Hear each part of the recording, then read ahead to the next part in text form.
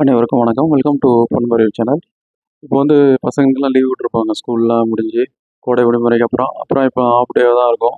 So இப்போ மதியானத்துக்கு மேலே போர் அடிக்கும்போது வீட்டிலேருந்தே பார்க்கக்கூடிய அளவுல படங்கள், அப்புறம் வீக்கெண்ட்லாம் கண்டிப்பாக இப்போ லீவாக தான் இருக்கும். சாட்டர்டே, சண்டேஸ் அந்த மாதிரி படங்கள் இருந்தால் சொல்லுங்கன்னு சொல்கிறவங்களுக்காக இப்போ ஒரு காட்ஜிலா ஃபிரான்சைஸில் 37வது இன்ஸ்டால்மெண்ட்டாக வந்திருக்க படம் தான் காட்ஜிலா -1.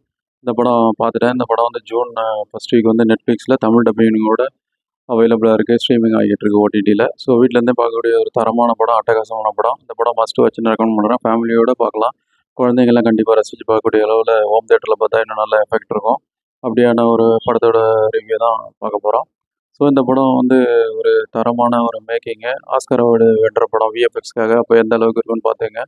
அது இல்லாமல் நம்ம சேனலில் வந்து புது படங்கள் ரிவ்யூலாம் பண்ணிட்டு வரோம். அந்த படம் தேட்டர்களில் வரும்போது தேட்டருக்கு அப்புறம் ஓடிடியில் எப்படி இருக்கும்னு தெரிஞ்சுக்கிறதுக்கும் யூஸ்ஃபுல்லாக இருக்கும். அதனால் நம்ம சேனலை சப்ஸ்கிரைப் பண்ணிங்கன்னு கேட்டுக்கிறேன்.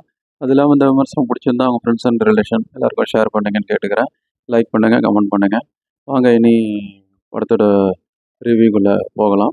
படத்தோட கதை என்னென்னா, படம் வந்து கதைக்களம் வந்து 1945 2ஆம் உலகப் போர் வந்து உச்சகட்டத்தில் இருந்து முடிகிற கண்டிஷனில் இருக்க நேரம். அப்போது நம்ம எல்லாருக்குமே தெரியும், ஜப்பானில் வந்து மிகப்பெரிய பாதிப்பு ஏற்பட்டுச்சு. ஹிரோஷிமா, நாகசாகியில் வந்து 2 நகரங்கள்லேயும் வந்து குண்டு போட்டு தரைமட்டமாக்கப்பட்டுச்சு. அப்படி பெரும் அழிவில் இருந்துட்டு இருக்கும்போது தான் இன்னொரு பிரச்சனையும் வருது. ஏற்கனவே அவங்க 0 லெவலுக்கு போனோன்னா இன்னும் ஒரு -1 ஆகுறதுக்கு அளவுக்கு அங்கே வந்து காட்ஸில்லாவோட அட்டகாசம் அதிகரித்து அங்கே நிறைய பேரை கொன்று குவிக்குதுன்னு ஒரு சுச்சுவேஷன் வருது. அதுதான் அந்த -1 லெவலுக்கு போயிடுறாங்க.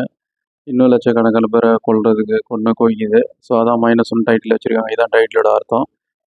இந்த மாதிரி இருக்கும்போது ஒரு படத்தோட ஹீரோ வந்து ஒரு போர் விமான பைலட்டாக இருக்கார். அவர் வந்து ஒரு எதிர்பாராத விதமாக அவர் தீவில் வந்து விமானத்தை தரையிறக்கிடுறாரு. அந்த போர் விமானத்தை. அதில் வந்து சின்ன கோளாறு இருக்கிறதால அங்கே இருக்க இராணுவ அதிகாரிகள், அப்புறம் 2, 3 இராணுவ உதவியாளர்கள் இப்படிலாம் நாடுறாரு. அவங்க வந்து அதை வந்து சரி பண்ணி தரோம், ஆனால் காலையில் தான் ரெடி பண்ண முடியும்னு சொல்லி அவர் வந்து நைட் தங்குற மாதிரி ஆகிடுது. அப்போ நைட் தங்கும்போது அந்த ஏரியாவுக்கு வந்து காட்ஸில்லா வந்துடுது இவங்க இருக்க ஏரியாவில். அப்போ வந்து அந்த சீஃப் மெக்கானிக் சொல்கிறாரு, விமானத்தில் வந்து அது புல்லட் வச்சு தாக்குனா ஈஸியாக வந்து கோட்ஸில் அழிச்சிடலான்னு சொல்லி சொல்கிறாரு. இவரும் சரின்னு விமானத்தில் ஏறி உட்காந்து அதை அழிக்கிறதுக்கு போகும்போது பதட்டத்தில் வந்து அதை வந்து அழிக்க முடியாமல் மயங்கி விழுந்துடுறாரு. ஸோ அது இல்லாமல் பண்ணிட்டு கோட்ஸில் வந்து எல்லாரையும் அடித்து கொன்று போட்டுருது. ஒருத்தர் மட்டும்தான் அந்த சீஃப் மெக்கானிக், அவர் மட்டும்தான் தப்பிச்சிடுறாரு. இவரும் காலைல மயக்கத்தில் தெரிஞ்சப்போ தெரியுது சுற்றி இருந்த ஒரு 5, 6 ராணுவ வீரர்கள் வந்து இறந்துடுறாங்க. இவருக்கு கில்ட்டி ஃபீலிங் ஆகிடுது.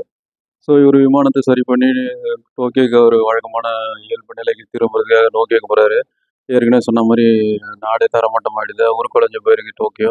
இவரோட ஃபேமிலியில் எல்லாருமே இழந்துடுறாரு. அப்பா, அம்மா எல்லாருமே இறந்துடுறாரு அப்படின்னு அவங்க நெய்பரை வச்சு தான் கேள்விப்படுறாரு. ஸோ இப்படி இருக்கும்போது அங்கே ஒரு அனாதையாக ஒரு பொண்ணு, கல்யாண வயசில் இருக்க பொண்ணு இவர் அடைக்கலமாக தேடி வருது. அவருக்கு யாரும் இல்லை அந்த பொண்ணுக்கும்.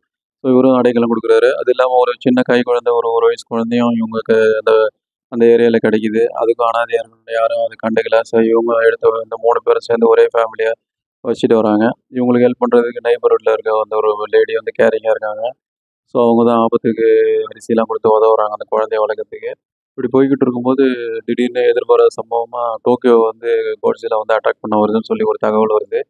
ஸோ இது வந்து ஹீரோக்கு வந்து அதிர்ச்சி தருது. அதே மாதிரி கோட்ஸில்லா வந்து அடிச்சு துவம்சம் பண்ணிடுது டோக்கியோ ஏரியா ஃபுல்லாத்தையுமே.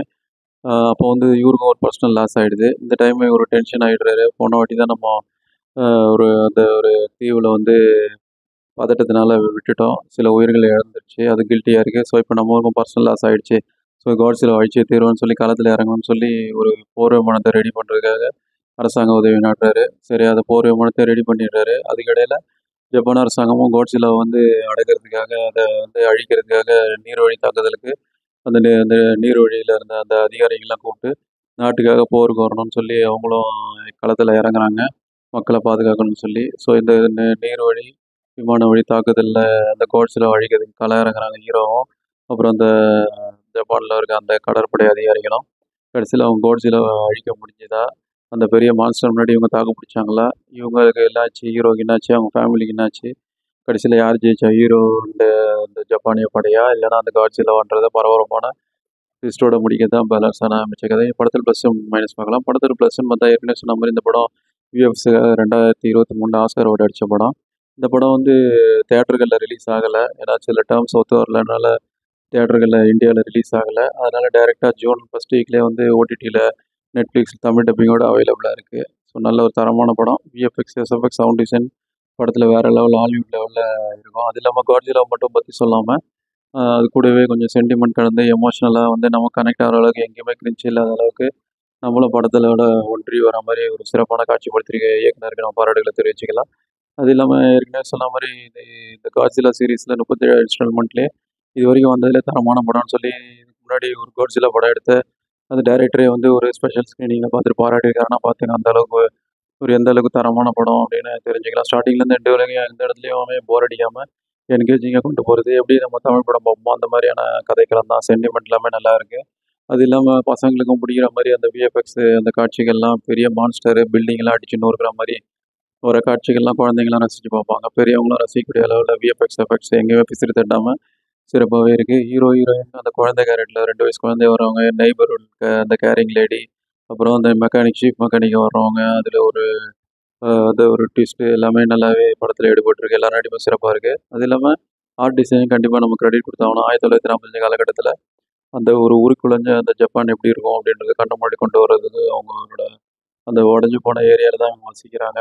தரைமட்டமான பகுதியில் சின்ன சின்ன வீடு கட்டி அதில் வாழ்ந்துட்டு வரதெல்லாம் நல்லாவே பண்ணியிருக்காங்க ஆர்ட் டிபார்ட்மெண்ட். அது இல்லாமல் போர் விமானம்லாம் அந்த காலத்தில் எப்படி இருக்கும்னு தெரிஞ்சுக்கிறதுக்கும் இந்த படத்தை பார்த்தா நம்ம தெரிஞ்சுக்கலாம். அதான் இந்த பீரியட் ஃபிலிம் மாதிரி தான் இது. 1945 கதைக்களத்தில் ஜப்பானை கண்ணு முன்னாடி கொண்டு வர அளவுக்கு சிறப்பாகவே பண்ணியிருக்காங்க. அது இல்லாமல் லாஸ்ட் 1/2 மணி நேரம் அந்த காட்ஸில் அழிக்கிறதுக்கு ஆப்ரேஷன்ஸில் அந்த 2 விமான தாக்குதலும் சரி, அந்த தரைவழி தாக்குதலும் விஎஃப்எக்ஸ் பண்ணதே தெரியாது. அந்தளவுக்கு சிறப்பாக கடலுக்குள்ளேயே நம்மளை கொண்டு போயிட்டு விமானத்துக்குள்ளேயே அந்த காட்ஸில் கிட்ட நெருங்கி கொண்டு போனால் எப்படி இருக்கும்னு அந்த ஒரு நம்மள வாய்ப்புலந்து பார்க்குற அளவுக்கு தீம் பார்க்கில் பார்க்குற அளவுக்கு சிறப்பான ஒரு நல்ல ஒரு விஎஃப்எக்ஸு, சவுண்ட் டிசைனிங் எல்லாமே வேறு லெவலுக்கு 1/2 மணி நேரம் பின்னிப்பால் எடுத்துட்டாங்க.